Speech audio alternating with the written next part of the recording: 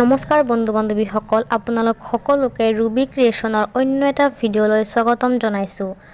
বন্ধুসকল, আজি মই আলোচনা কৰিম গ্ৰীণ টিৰ বেনিফিটছ আৰু ছাইড ইফেক্টছৰ বিষয়ে। গ্ৰীণ টি আমি চবেই খাই ভাল পাওঁ, কিন্তু গ্ৰীণ টি খোৱাৰ কিছুমান নিয়ম আছে।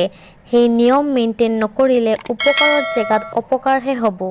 আপুনিও যদি গ্ৰীণ টি খাম বুলি ভাবিছে তেন্তে ভিডিঅ'টো নিশ্চয় চাব।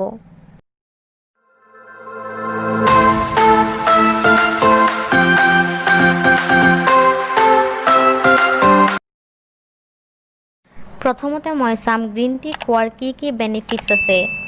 গ্ৰীণ টি হেল্ডি বায়'এক্টিভ কম্পাউণ্ডছেৰে বনোৱা হয়।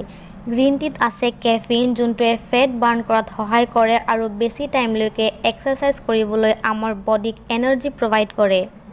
গ্ৰীণ টিত কেটেচিনছ নামৰ এটি এণ্টিঅক্সিডেণ্ট থাকে, যোনটোৱে বেলি ফেট বাৰ্ণ কৰে আৰু বডিৰ মেটাবলিজমত সহায় কৰে।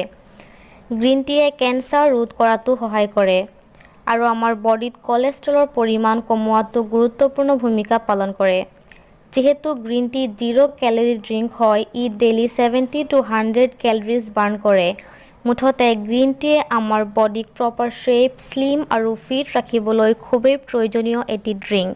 যেনেকৈ চব বস্তুৰ কিছুমান নিয়ম আছে, গ্ৰীণ টি খোৱাৰো কিছুমান নিয়ম আছে, আৰু সেই নিয়মসমূহ মেইনটেইন নকৰিলে গ্ৰীণ টিৰ বেনিফিটছৰ পৰিৱৰ্তে ছাইড ইফেক্টছেহে দেখা দিব। ব্লাড গ্ৰুপ অনুসৰি গ্ৰীণ টি খোৱাৰ পৰিমাণো বেলেগ বেলেগ হয়। অ' ব্লাড গ্ৰুপত ষ্টমাকৰ এচিডৰ লেভেল হাই হয়, গতিকে অ' গ্ৰুপৰ মানুহে পাৰ ডে 2 to 3 কাপহে কনজিউম কৰিব লাগে। ইয়াতকৈ বেছি কনজিউম কৰিলে হাৰ্ট বাৰ্ণ আৰু এচিডিটিৰ নিচিনা সমস্যাত ভুগিব পাৰে। কিন্তু এ আৰু এ বি ব্লাড গ্ৰুপক ল' লেভেল ষ্টমাক এচিডৰ কাৰণে জনা যায়, গতিকে গ্ৰীণ টিক ভালকৈ ডাইজেষ্ট কৰিব পাৰে উইদাউট এচিডিটি। চ' সিহঁতে 3 to 4 কাপলৈকে পাৰ ডে কনজিউম কৰিব পাৰে। ছেইম ড'জেছ বি গ্ৰুপ সকলেও ল'ব পাৰে। বাট ব্লাড গ্ৰুপ যিয়ে নহওক 2 to 3 কাপ পাৰ ডে লোৱাই বেটাৰ। প্ৰেগনেঞ্চিৰ সময়ত নৰ্মেলি গ্ৰীণ টি নোখোৱাই ভাল। যদিও কোনোবাই কনজিউম কৰিব বিচাৰিছে তেন্তে 1 to 2 কাপহে খাব পাৰে, কিয়নো বেছি কনজিউম কৰিলে মিছকেৰেজো হ'ব পাৰে।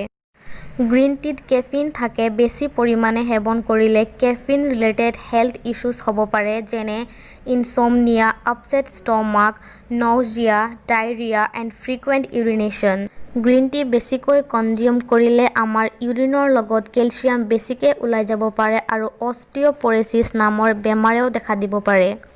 ৰিচাৰ্চে এয়াও কৈছে যে বেছি পৰিমাণে গ্ৰীণ টি কনজিউম কৰিলে বডিত টেষ্টষ্টেৰন আৰু আইৰণৰ লছ হ'ব পাৰে আৰু লিভাৰো ডেমেজ হ'ব পাৰে আৰু হাৰ্টবিট ইৰেগুলাৰ হ'ব পাৰে আৰু এনজাইটিৰ নিচিনা প্ৰব্লেমে দেখা দিব পাৰে। আপুনি যদি গ্ৰীণ টি খাই আছে তেন্তে এইটো কথা মন কৰিব যে আপুনি গ্ৰীণ টি কেতিয়া খাই আছে।